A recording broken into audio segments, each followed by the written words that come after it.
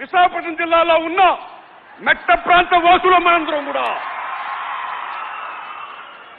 అలాంటి మనకి స్వాతంత్ర్యం వచ్చి 75 ఏళ్ళు దాటినా సరే మీరు నమ్మండి, తూర్పుగోదావరి జిల్లా ప్రజల నుంచి నెత్తి కింద ఏనాడు పారుతున్నా, ఉత్తరాంధ్ర జిల్లాల నుంచి మన ప్రజల పదాల కింద ఏనాడు పారుతున్నా, బుక్కడి నీళ్లుగా సాగు భూమి లేదు, వ్యవసాయం లేదు, వెండిపోతున్నాయి.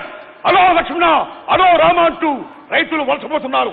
అలాంటి దశలో నేను డాక్టర్ రాజా గారు, శంకర్ గారు, ఎమ్మెల్యే అందరూ కలిసి సీఎం జగన్మోహన్ రెడ్డి గారు విజ్ఞప్తి చేశాం. ఈవేళ మహానుభావుడు ఏ శంకుస్థాపన చేశాడో ఆ ప్రాజెక్టుని. మిత్రుల వాడు చెప్తున్నా, ఈ మాట ఇప్పుడు వినిపించుకుంటా. ఒకే ఒక మాట, స్వతంత్రం వచ్చిన నాడైనా సరే ఎవరు మనం పట్టించుకోరా.